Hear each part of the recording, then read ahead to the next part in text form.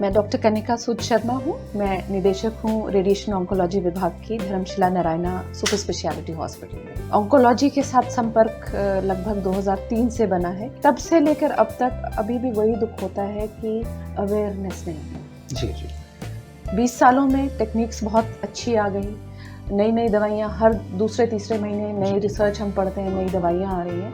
But दवाइयाँ तब काम करती हैं अगर पेशेंट हमारे पास सही स्टेज पे है। कैंसर भी एक बीमारी है, जैसे बीपी बीमारी होती है, शुगर बीमारी होती है। कैंसर भी एक रोग है जिसमें आपके जो कोशिकाएं हैं, जो सेल्स हैं, उसके अंदर जो विभाजन की प्रक्रिया है वो डिफेक्टिव हो गई। जिन पेशेंट्स को कीमोथेरेपी मिली हुई होती है या लॉन्ग ट्रीटमेंट मिली होती है, एक फटीग, वो पेशेंट्स यूजुअली 9-10 मंथ्स तक कहते हैं कि उतनी स्फूर्ति नहीं आई है, तो उसमें थोड़ा समय लगता है। सो रेडिएशन लगभग 60% केसेस में लगती है। चमत्कार के तो हम हर पेशेंट में होप करते हैं, जहाँ हमें दिख रहा है कि चीज़ें ठीक नहीं है, वो मन में होप तो हम हमेशा रखते हैं। अगर आपको कोई दिक्कत हो रही है तो उसको अनदेखा ना करें, क्योंकि एक माइंडसेट है हमारा, और खासकर हमारी महिलाओं का तो खासकर ये बहुत स्ट्रॉन्ग माइंडसेट है कि दर्द नहीं हो रही है तब तक वो चीज़ दिखानी ही नहीं है या बतानी ही नहीं है, या परिवारजनों से भी शेयर नहीं करनी। चाहे आप कभी किसी बीमारी से ग्रस्त रहे हों, चाहे आप बिल्कुल स्वस्थ रहे हों, फिर भी आपको सालाना हेल्थ चेकअप कराना है, क्योंकि सालाना हेल्थ चेकअप एक रीअश्योरेंस है। पैसे का खेल ऐसे हो गया है क्योंकि ट्रीटमेंट एक्सपेंसिव है। जो भी हमारा इक्विपमेंट्स आते हैं सब विदेशों से आयात होते हैं। आयात कर इतना है कि जो मशीन 10 करोड़ की है वो आपके तक पहुँचते पहुँचते 16 करोड़ की हो जाती है। तो इन चीज़ों के कारण से प्रेशर किस पे आता है? पेशेंट पे आता है। तो मित्रों नमस्कार, इस चैनल में आपका मैं स्वागत करता हूं। मैं हूं AR मिश्रा, और कोई वीडियो पसंद आए तो लाइक, शेयर और कमेंट करना ना भूलें। मित्रों, अपने देश में कैंसर एक बहुत बड़ी समस्या है। कई बार हम जानकारी के अभाव में अपने स्वजनों को बचा नहीं पाते हैं, अपने इष्ट मित्रों को इसलिए खो देते हैं कि समय रहते हम उसकी तरफ हमारा ध्यान नहीं जाता है, या हम जो लक्षण हैं उसको समझ नहीं पाते हैं।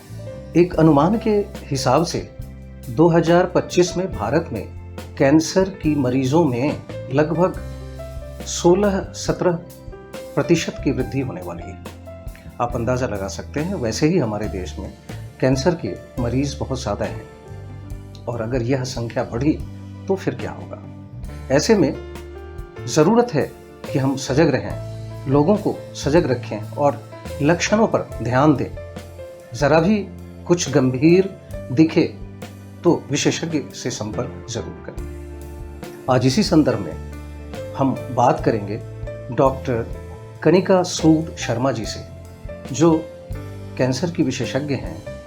आइए जानते हैं डॉक्टर साहब से कैंसर के बारे में।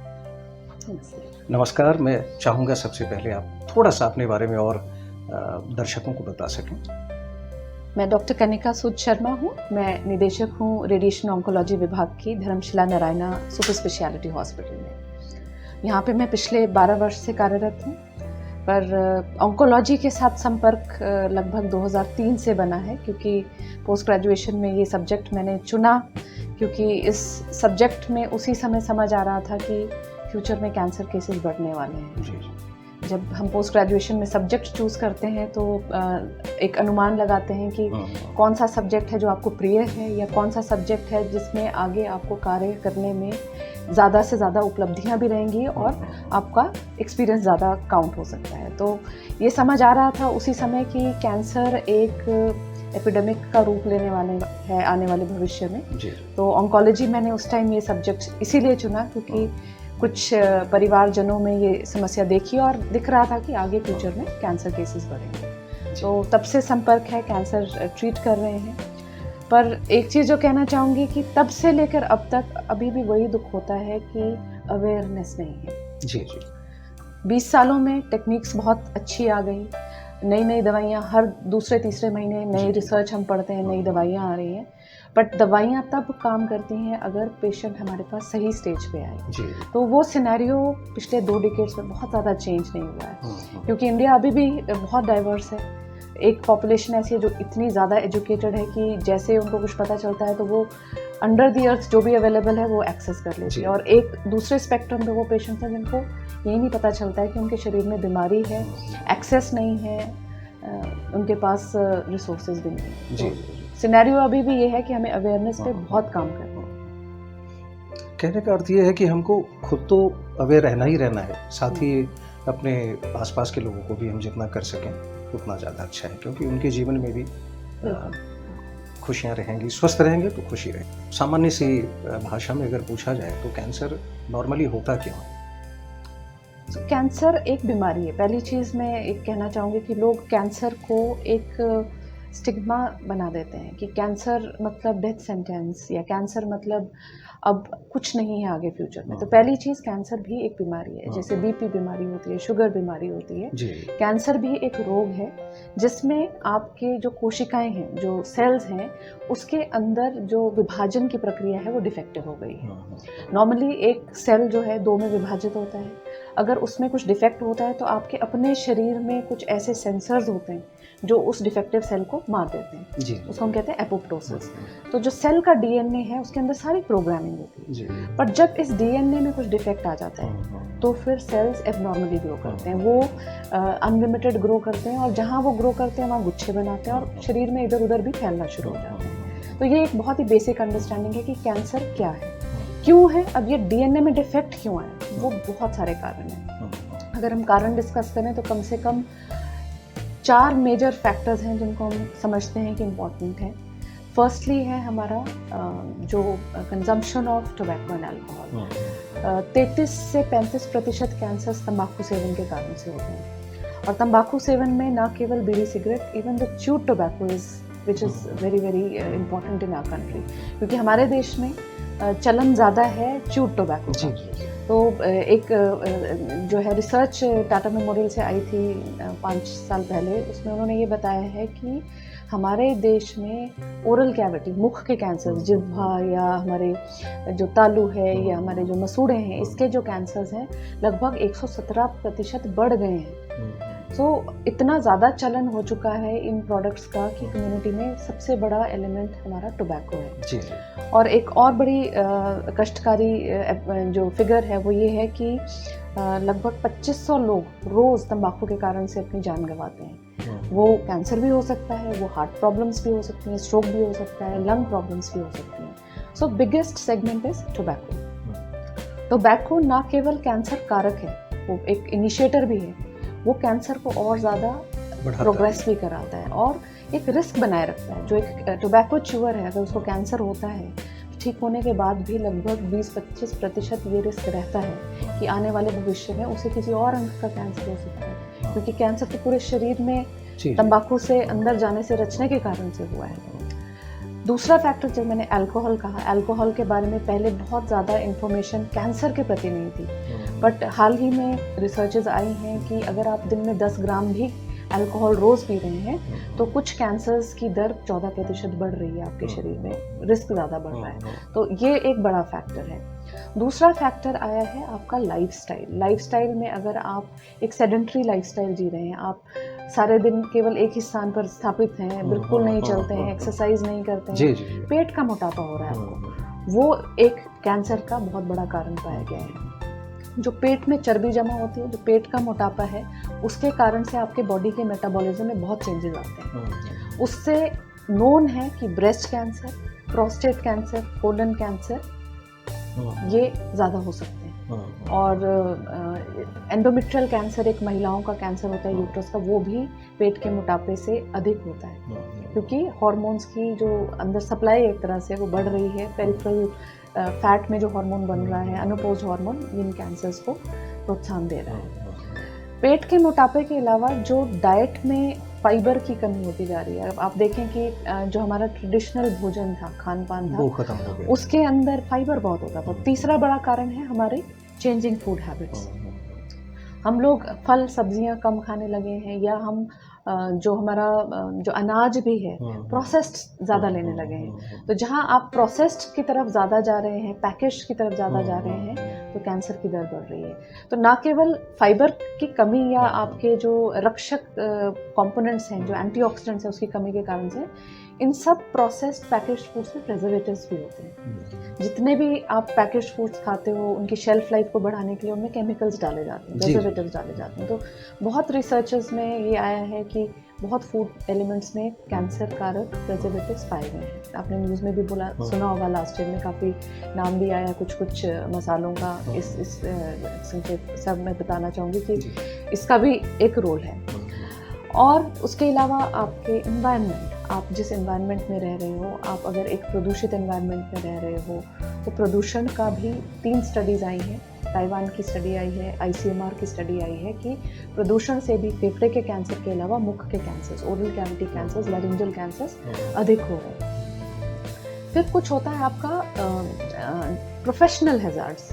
अगर आप किसी ऐसी फैक्ट्री में काम करते हैं जहाँ पे केमिकल्स से संपर्क है आपका, आपको इनहेल कर रहे हैं आप उन केमिकल्स को, पेट्रोलियम हो गया, लेदर इंडस्ट्री हो गया, पेंट इंडस्ट्री हो गया, तो वो जो केमिकल्स आपके शरीर में सालों साल काम वहाँ करने की वजह से रच जाते हैं, वो भी कैंसर कारक हो सकते हैं। सिमिलरली जैसे आप देखें जो माइनिंग इंडस्ट्री है जहाँ पे एस्बेस्टॉस वगैरह यूज़ हो रहा है, वहाँ पे लंग की प्रॉब्लम्स ऐसे भी अधिक होती हैं, कैंसर का भी रिस्क ऐसी जगहों पर ज़्यादा होता है। तो कोई भी क्रॉनिक इरिटेशन, कोई भी चीज़ आपको जो लगातार इरिटेट कर रही है, वो वहाँ के सेल्स के अंदर जो स्ट्रेसेस क्रिएट कर रही है, वो कैंसर कारक हो सकती है। जैसे कि कोई एक दांत है जो कि चुभ रहा है, आपकी जीभ में लगातार कट कर रहा है, अगर आप उसको एड्रेस नहीं करते हैं, सालों साल वो वहाँ कट लगा रहा है, तो वो कैंसर में तब्दील हो सकता है। तो एनी क्रॉनिक इरिटेशन। फिर फोर्थ एलिमेंट है इन्फेक्शंस। कुछ इन्फेक्शंस कैंसर करने की क्षमता रखती हैं। उनमें से सबसे इम्पॉर्टेंट है हमारा human papilloma virus. Human papilloma virus महिला पुरुष को एक दूसरे से संक्रमण होता है। इसमें लगभग वैसे तो 16-17 वायरसेस हैं, पर जो मुख्य हैं 8-9 वायरसेस हैं, जो कि बच्चेदानी के मुख का कैंसर, विजाइना का कैंसर, वल्वा का कैंसर, एनल कैंसर, ओरोफेरिंक्स, गले के थ्रोट के कैंसर्स भी कर सकते हैं। तो जो ये वैक्सीनेशंस हैं ये बहुत इंपॉर्टेंट रोल रखती हैं यहाँ पर। वैसे ही हेपेटाइटिस, अगर किसी को बहुत लॉन्ग स्टैंडिंग हेपेटाइटिस से अगर वो कोई ग्रस्त है तो लिवर कैंसर हो सकते हैं। कुछ रेयर वायरसेस जैसे एप्स्टीन बार वायरस, उनसे नाक के पीछे एक एरिया होता है नेज़ोफेरिंक्स, उसके कैंसर्स हो सकते हैं। इस पूरे के पूरे गैमेट में जो जेनेटिक्स है वो केवल 2 से 4% है, क्योंकि ज़्यादातर लोगों को लगता है हमारे परिवार में किसी को कैंसर नहीं है तो हमें नहीं होगा, बट जो अनुवांशिकता है उसका रोल बहुत लिमिटेड है। कुछ कैंसर्स में है ज़्यादा, जैसे ब्रेस्ट कैंसर है, उसमें हम कहते हैं 8 to 12% है, बट ओवरऑल अगर हम देखें तो जेनेटिक्स बहुत बड़ा एलिमेंट नहीं प्ले करता है। तो इन सब का एक मिश्रण है। अब आज के दौर पे आप इन सभी चीज़ों का आप देखिएगा, सभी के जीवन में कुछ ना कुछ प्रभाव है। खान पान लगभग सारे की सारी ही जनरेशन हमारी, चाहे सीनियर्स भी हो गए हों चाहे बच्चे भी हो गए हों, इस तरफ एक चलन सा हो गया है कि इजी फास्ट लाइफ चाहिए, काम की जल्दबाजी में आपको इजी एक्सेस फूड चाहिए। तो आई थिंक बहुत ज़्यादा इसमें बदलाव लाने की बहुत ज़रूरत है। अच्छा, इसमें जैसे शारीरिक श्रम जो पहले लोग ज़्यादा करते थे, क्या उसका भी रोल है इसमें? बिल्कुल, मैंने जैसे कहा लाइफस्टाइल, जब आप एक ही जगह बैठे हुए हो तो आपके शरीर में चर्बी जमा हो रही है। जब आप 180 minutes of exercise in a week करते हैं तो लाइफस्टाइल डिजीजेस से मरने के रिस्क 50% कम हो जाते हैं। ये हमारे WHO की स्टेटमेंट है। WHO ने ये बिल्कुल इंडिकेट किया है कि 50% बीमारियां आप अपने आप सुधार सकते हो। मैं तो बहुत बार कहती हूँ, हम अपनी बीमारियां कमाते हैं, हम अर्जित करते हैं, अर्न आवर डिजीजेस। तो उसमें यही है कि आप एक लाइफस्टाइल बिल्ड करना पड़ेगा। बहुत लोग कहते हैं हम बहुत व्यस्त रहते हैं, एक्सरसाइज का टाइम ही नहीं है, निकालना पड़ता है।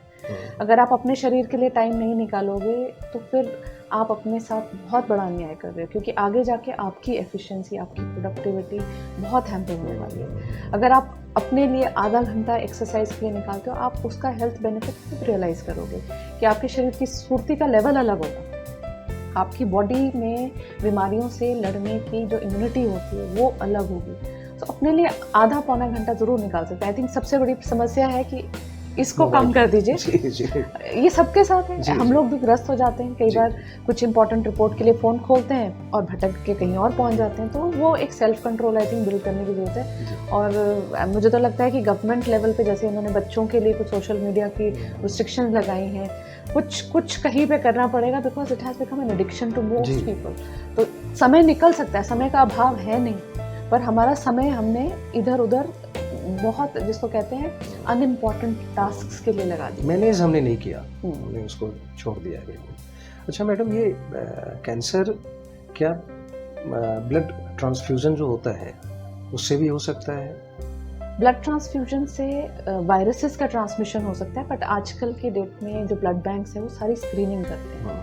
पहले जो होता था प्रोफेशनल डोनर्स होते थे, कोई इतना चेक नहीं होता था, कोई भी डोनेट कर रहा था। अब जो स्क्रीनिंग होती है उसके अंदर हेपेटाइटिस और HIV ये टेस्टिंग करने के बाद ही ब्लड ट्रांसफ्यूज किया जाता है। सो HIV पर से अगर कोई ग्रस्त है HIV से, उसकी इम्यूनिटी कम है, तो वो 4 से 5 टाइप के कैंसर्स के लिए अधिक प्रीडिस्पोज होते हैं। HIV वालों में बच्चेदानी के मुख्य कैंसर ज़्यादा हो सकते हैं, कपोसी सार्कोमा ज़्यादा हो सकते हैं। तो कुछ कैंसर्स हैं जो कि ऐसे पेशेंट्स में ज़्यादा होते हैं, बट ये नहीं है कि डायरेक्ट ब्लड आपने चढ़ा दिया किसी को तो कैंसर हो गया। और बहुत बार एक सवाल और पूछते हैं लोग कि अगर कोई कैंसर से ग्रस्त है और उसने अपने ऑर्गन्स डोनेट करने की इच्छा रखता है तो क्या डोनर जब रेसिपिएंट को कैंसर हो सकता है? तो इन सब चीज़ों में बहुत ज़्यादा स्ट्रीमलाइंड प्रोटोकॉल्स हैं। जब अगर किसी की कैंसर पेशेंट की अगर कोई इच्छा है तो वो कितने साल कैंसर फ्री रहा है, किस तरह का कैंसर था, कैंसर का क्या स्टेटस था at the time of his death. तो बहुत सारी चीज़ें ऐसी हैं कि ऑर्गन या ब्लड डोनेशन को लेके नॉर्म्स बहुत ज़्यादा स्ट्रिक्ट हैं। ऐसे नहीं होगा कि किसी की बॉडी से कुछ डाल के आपको कैंसर हो जाए। जी जी। ये एक बेसिकली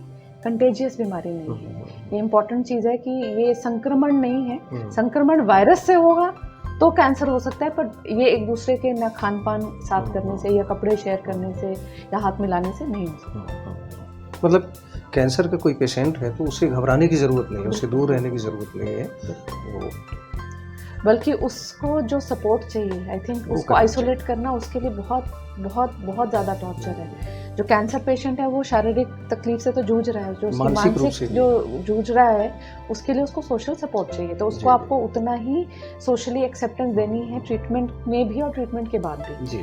उनको आइसोलेट हम तब करते हैं जब उनकी बॉडी में खून की कमी हो रही है, उनके वाइट ब्लड सेल कम है, तब हम उन्हें कहते हैं कि आप ऐसी जगह रहें जहाँ पे कोई आपको इन्फेक्शन का रिस्क ना हो। वो तो उनकी सुरक्षा के लिए, उनकी सुरक्षा के लिए, otherwise they are as good as everyone of us.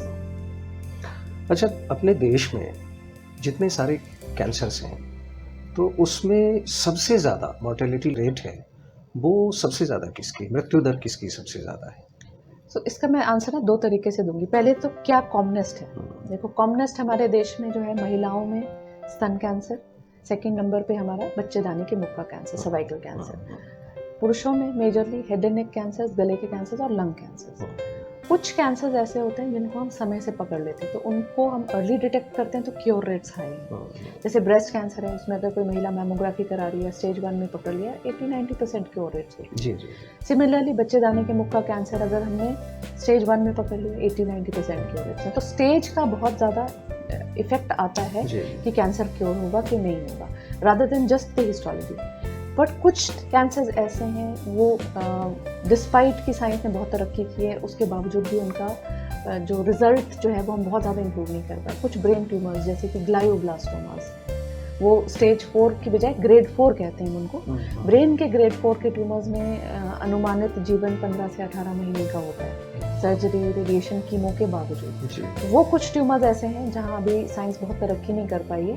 But majorly cancer में ठीक होने की गुंजाइश आपकी स्टेज से डिटरमिन होती है, क्योंकि जितना आप लेट डिजीज़ को डिटेक्ट करते हो उतने आपकी एक तो ट्रीटमेंट की चिकित्सा प्रणालियाँ बढ़ानी पड़ती हैं और आगे जाके रिजल्ट डाउन जाते जाते हैं। स्टेज 4 तक पहुँचते पहुँचते क्योर रेट्स लेस देन 5% हो जाते हैं, मतलब मिराकुलस ही हो जाते हैं। कुछ कैंसर्स में तरक्की हुई है, लंग कैंसर खासकर अगर हम कहें तो लंग कैंसर में अब हम लोग जेनेटिक लेवल तक जो है जांच करके अनुमान लगा सकते हैं कि वो जो डीएनए में प्रॉब्लम थी वो क्या थी।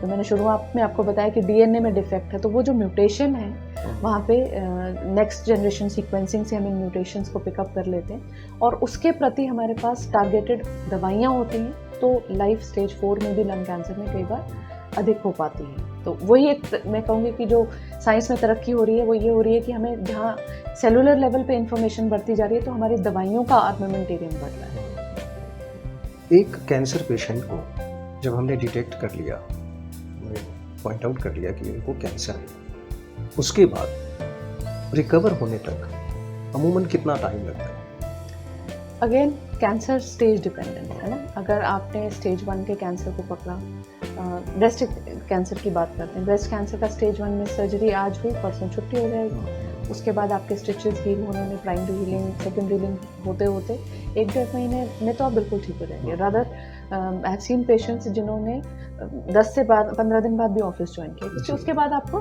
बिल्कुल आप बहुत ज़्यादा आपके मॉर्बिडिटी नहीं है। जैसे ही स्टेज बढ़ेगी आपकी ट्रीटमेंट बढ़ेगी। जैसे अब गले के कैंसर्स की बात करें तो जैसे गले के कैंसर्स में अगर हमने रेडिएशन डिलीवर किया है तो रेडिएशन के 9-10 दिन तक रेडिएशन की जो अकम्पनीमेंट्स हैं, जो उसके साइड इफ़ेक्ट्स हैं, वो थोड़ा पीक पे रहते हैं। उसके बाद लगभग 6 हफ्ते तक 60-70% साइड इफ़ेक्ट सेटल डाउन हो जाते हैं। अक्यूट इफ़ेक्ट्स जो हम कहते हैं वो 3 महीने तक सीमित रहते हैं। 3 महीने के बाद सब एक्यूट इफ़ेक्ट्स 6 महीने तक रहते हैं। उसके बाद कुछ बहुत लिमिटेड लेट चेंजेस आप अप्रिशिएट कर पाते हो, बट मोस्टली आपकी जो क्वालिटी ऑफ लाइफ है 6 मंथ्स तक काफ़ी अच्छी हो जाती है। जिन पेशेंट्स को कीमोथेरेपी मिली हुई होती है या लॉन्ग ट्रीटमेंट मिली होती है, एक फटीग, वो पेशेंट्स यूजुअली 9-10 मंथ्स तक कहते हैं कि उतनी स्फूर्ति नहीं आई है, तो उसमें थोड़ा समय लगता है। हेयर ग्रोथ जब कीमो ख़त्म होती है उसके 3-4 महीने में हेयर ग्रोथ वापस आनी शुरू हो जाती है। रेडिएशन में अगर स्किन चेंजेस हैं वो भी 3 महीने तक सेटल हो जाते हैं। बाकी बहुत चीज़ें निर्भर करती हैं कि पेशेंट ने अपना ख्याल कैसे रखा है, न्यूट्रिशन कैसा रहा है। अगर आपका न्यूट्रिशन अच्छा रहा है तो आपकी रिकवरी की साइकिल बेटर होती है। दूसरा, आप जब इस बीमारी से जूझ रहे थे तो आपको और भी कुछ समस्याएं थी। अगर आप डायबिटिक भी हैं, हाइपरटेंसिव भी हैं, तो रिकवरी प्रोसेस उसकी वजह से भी कभी कभी स्लो हो सकती है। तो बहुत सारे पैरामीटर्स का इंटरप्ले होता है, बट मेजरली हम यही मानते हैं कि सब एक्यूट इफेक्ट्स आपके 6 मंथ्स तक रहेंगे। उसके बाद डे बाय डे आपकी रिकवरी होती जाती है। अब आपके विषय पे आते हैं। रेडिएशन की ज़रूरत किस पेशेंट को आप डिसाइड करते हैं कि इसको ज़्यादा है या इसको नहीं करनी है, ये कैसे डिसाइड करते हैं? रेडिएशन लगभग 60% केसेस में लगती है। अंदाजन पूरे कैंसर अगर सिनेरियो की बात करें, 3 सिचुएशंस में हम रेडिएशन करते हैं। एक सिचुएशन होती है जहां हमें पता है रेडिएशन से ही ट्यूमर पूरा ख़त्म करते हैं। जैसे फॉर एग्जांपल हम माने तो जैसे गले में वोकल कॉर्ड्स होती हैं, जो हमारी वॉइस की जो झिल्लियाँ होती हैं, अगर वो 1st-2nd स्टेज में है तो रेडिएशन से ही क्योर हो जाता है, 90-95% क्योर होता है।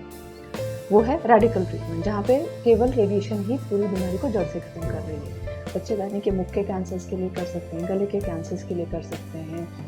और एक सिनेरियो होता है कि सर्जरी हो गई है, अब आप चाहते हैं कि बीमारी वापस लौट के ना आए, तो जो सर्जरी की जाती है, जो सर्जरी में मांस के टुकड़े निकाले जाते हैं, उनकी एक बहुत डिटेल्ड जांच होती है। और आप अगर देखें तो उसकी रिपोर्ट कम से कम 4-5 पन्नों में सीमित होती है। तो उसमें पैरामीटर्स होते हैं, कुछ फीचर्स हम देखते हैं, एडवर्स पैरामीटर्स देखते हैं। ट्यूमर की कितनी तेज़ी से बढ़ने की क्षमता थी, ग्रेड, ट्यूमर कितना फैला हुआ था, केवल जहाँ से निकाला गया उधर या उसके आसपास की लिम्फ नोड्स में भी था, क्या नसों में भी गया हुआ था, क्या आसपास की रक्त धमनियों में भी गया हुआ था। तो उससे हमें अनुमान होते हैं कि इसके वापस आने के चांस क्या हैं। किसी भी बीमारी में अगर risk of coming back more than 15% होता है तो हम रेडिएशन ऐड करते हैं, ताकि आगे बीमारी के वापस आने के खतरे को दबा पाए। तो इसको हम कहते हैं एडजुवेंट। तीसरा सिनेरियो होता है कि पेशेंट की स्टेज 4 की बीमारी है, पेशेंट ठीक तो नहीं हो सकते हैं पर उनको तकलीफ हो रही है, उससे बचाने के लिए कहीं गांठ है जो कि दबाव कर रही है, दर्द कर रही है, या ब्लीडिंग हो रही है, तो उस दबाव या उस ब्लीडिंग को कंट्रोल करने के लिए जो देते हैं, बहुत शॉर्ट कोर्स ऑफ रेडिएशन देते हैं, उसको हम कहते हैं पैलिएटिव वार्ड। तो ये 3 सिनेरियोज होते हैं, तो curative setting, preventive setting as well as बस कष्ट निवारक पैलिएटिव सेटिंग, 3 सिनेरियोज में हम रेडिएशन देते हैं।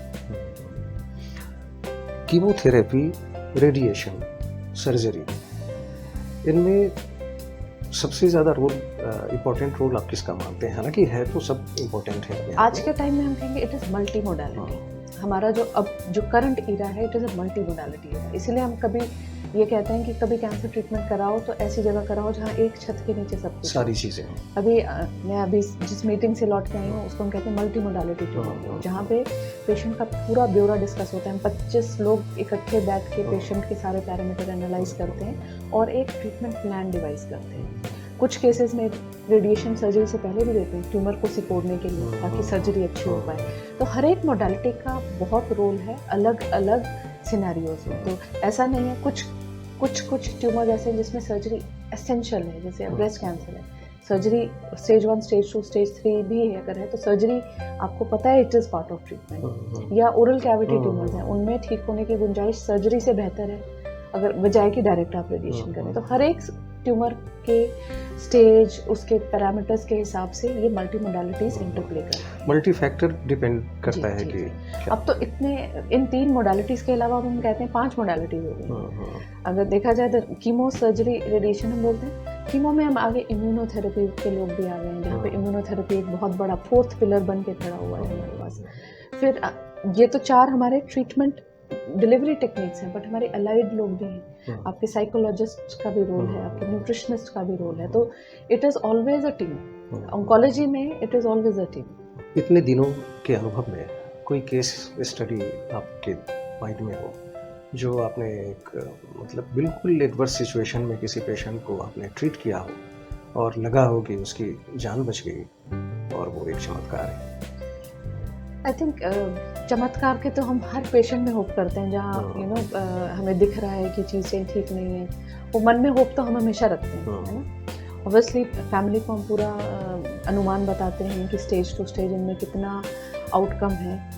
तो एक महिला हमारे पास कोविड टाइम में आई थी और कोविड टाइम में नवविवाहित महिला थी और उनको ट्यूमर बच्चेदानी का मुख का पता चला।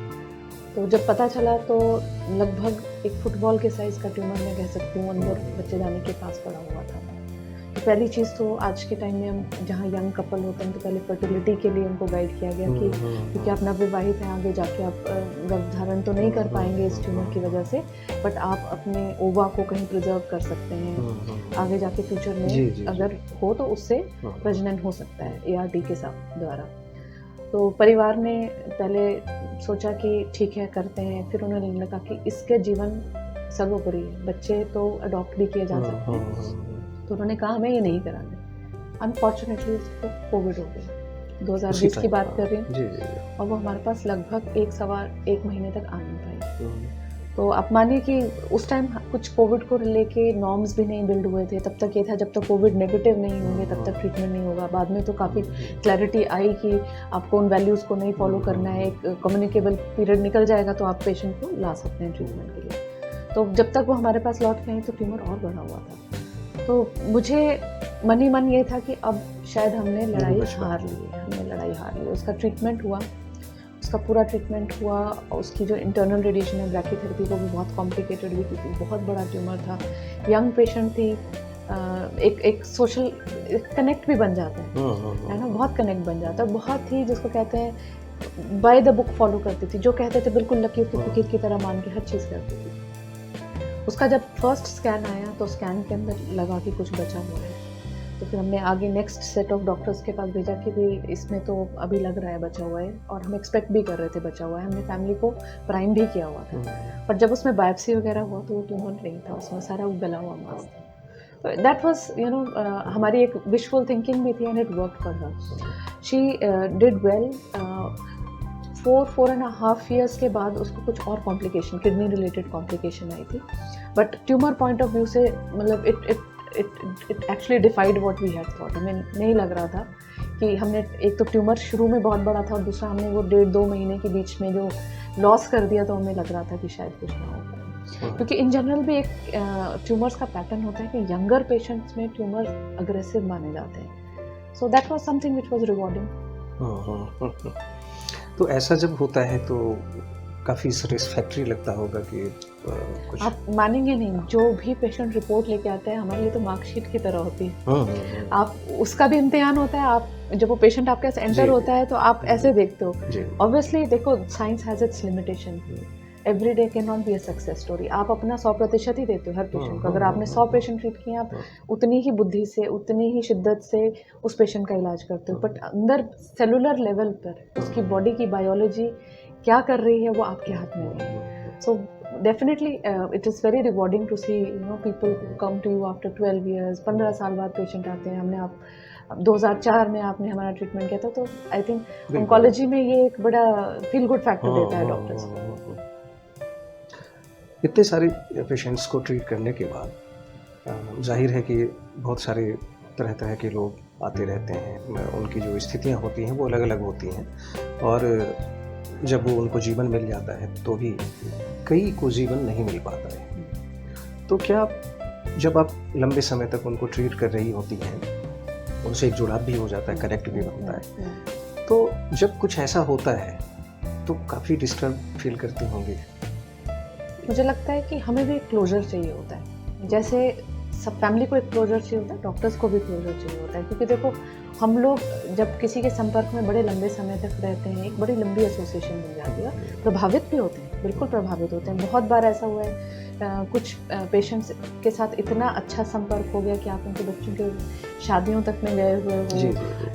अच्छा, कुछ यंग पेशेंट्स हैं, उनकी शादी हो गई, उनके बच्चे हो गए, तो उनको हमारे परिवार में क्या चल रहा है और हमें उनके परिवार में क्या चल रहा होता है पता ही होता है। जब आप लंबे समय तक किसी हॉस्पिटल में काम करते हो तो संपर्क लंबे बनते हैं, तो प्रभावित तो होते ही हैं। और आप बहुत बार आप मनी मन सोचते भी हो कि काश they would have lived longer, but ये है कि देखो जब डिजीज बायोलॉजी दिखने लग जाती है तो I think we also prepare the family and simultaneously we also come to an understanding कि आपने इसके बियॉन्ड कुछ करने को नहीं है। That is the time we guide the families कि आप पैलिएटिव केयर की तरफ जाइए, कि अब आप तकलीफ ना देते हुए केवल इनकी सेवा वाली ट्रीटमेंट जो है वो शुरू कर दीजिए। But it has a lot of emotional backlash, बहुत बार होता है। आप रिसेंटली एक पेशेंट हमारे जो है लंबी ट्रीटमेंट के बाद गए, परिचित भी थे, परिवार के थे किसी की, जब पता चलता है तो उस रात आपको भी नींद 1 घंटा लेट ही आती है। आप सोचते हो, वो पूरा टाइम सोचते हो कि कितना बढ़िया उनका निकला, ये सही रहा, तो डेफिनेटली प्रभावित होते हैं। But at the same time I think एक होप आपको अगले पेशेंट के लिए रखनी है, तो आप अपने को फिर से जिसको होता है डिफ़ॉल्ट सेटिंग लाते हो और अगले दिन को फिर एक शुरुआत करते हो कि you have to give your best again. हाँ, ये एक प्रकार से युद्ध है जो रोज़ लड़ना है। जो कैंसर के पेशेंट हैं जो आज की तारीख में, उनके लिए भी और उनके लिए भी जो नहीं है, वो कैसे अपने जीवन को बेहतर बना सकते हैं और सजग रह सकते हैं? तो सबसे पहली चीज़ है, हमारा शरीर संकेत देता है, अपने शरीर के संकेत समझो। हम अपने शरीर को नहीं समझ पाते हैं, दूसरा क्या समझेगा, है ना? अगर आपको कोई दिक्कत हो रही है तो उसको अनदेखा ना करो, क्योंकि एक माइंडसेट है हमारा, और ख़ासकर हमारी महिलाओं का तो खासकर ये बहुत स्ट्रॉन्ग माइंडसेट है कि दर्द नहीं हो रही है तब तक वो चीज़ दिखानी ही नहीं है या बतानी ही नहीं है, या परिवारजनों से भी शेयर नहीं करनी है। बहुत बार होता है कि महिला का ऐसे हमें लगता है कि शायद फैमिली नहीं सपोर्ट करी होगी, वो घर के पुरुष बताते हैं कि इन्होंने हमें कभी बताया ही नहीं कि ये समस्या से जूझ रही थी। तो चीज़ों को अनदेखा मत करो, छुपाओ मत। अगर कुछ भी आपको महसूस हो रहा है, जो आपको लगता है हफ्ता 10 दिन से अधिक ठीक नहीं हो रहा, आपको दिखाना ही दिखाना है, तो अपनी बीमारियों को छुपाओ नहीं, शरीर के संकेतों को समझो। क्योंकि जब भी शरीर में कुछ हो रहा होता है, वो अंदर से शरीर की पुकार होती है। आपको कहीं सर दर्द हो रहा है, बहुत सिंपल सा एग्जाम्पल है, तो कुछ ना कुछ तो हो रहा होगा। हमारा क्या नेचुरल रिफ्लेक्स होता है, पहले हम एक चाय ऑर्डर करेंगे कि सर दर्द हो रहा है, फिर एक पैरासीटामोल या कुछ अपनी तरफ से ओवर द काउंटर कुछ खा लेंगे। बट अगर रिपीटेडली हो रहा है, आपको 10 दिन से हो रहा है, तो कुछ ना कुछ अंदर कारण है। आपकी आईज टेस्ट करानी पड़ेगी, कान चेक कराना पड़ेगा, and worst of the worst कुछ ब्रेन में भी हो सकता है। तो इग्नोरेंस इज सबसे बड़ा problem of our country. Knowledge भी है, ऐसा नहीं है, नॉलेज कर्टसी स्मार्टफोन्स, अब तो ऐसे गांव जंगलों में रील्स बनती हैं, तो नॉलेज तो डेफिनेटली हमारे पास इन टूल्स से पहुंचा पा रहे हैं। But ignorance on self care, अपनी केयर के ऊपर अभी बहुत इग्नोरेंस है, खासकर महिलाओं में। तो सजग रहिए, कुछ भी हो ज़रूर आप सामने आके उसको दिखाइए। दूसरा, अपनी एक हैबिट बनाइए एनुअल हेल्थ चेकअप्स की। चाहे आप कभी किसी बीमारी से ग्रस्त रहे हों, चाहे आप बिल्कुल स्वस्थ रहे हों, फिर भी आपको सालाना हेल्थ चेकअप कराना है, क्योंकि सालाना हेल्थ चेकअप एक रीअश्योरेंस है। आपकी छुपी हुई बीमारियां पकड़ सकते हैं। और हम कैंसर की क्यों बात करें, आपको थायराइड हो सकता है, शुगर हो सकता है, बीपी हो सकता है, स्टोन हो सकते हैं। बहुत लोगों को नहीं पता होता है, गुर्दे में सूजन आई हुई है, पता नहीं चला, कभी पेट में दर्द हुआ होगा, गैस्ट्रिक गैस ऐसे करके आपने जेलोसिल पी लिया, डाइजिन पी लिया, ये सब चीज़ें आपके एनुअल हेल्थ चेकअप्स में आ सकते हैं। तो एक इसकी हैबिट बनिए। अगर आप एनुअल हेल्थ चेकअप्स और early reporting of self symptoms करते हैं, बहुत सारी बीमारियों को आप बहुत शुरुआती निदान भी कर सकते हैं और ट्रीट भी कर सकते हैं। आई थिंक वही एक मंत्रा है हमारे इंडियन सिनेरियो का। एक महत्वपूर्ण प्रश्न है, कैंसर आज की तारीख में जानलेवा तो है ही, लेकिन क्या वो पैसे का खेल भी है? ये एक माइंडसेट हो गया है, लोगों को लगता है, इसीलिए लोग प्रिवेंटिव हेल्थ चेकअप नहीं कराते। एक कारण ये बताते हैं कि कुछ ज़बरदस्ती निकालो। ऐसा नहीं होता है। देखो, एक हिपोक्रेटिक ओथ होती है, हर डॉक्टर उससे बाउंड है, डू नो हार्म।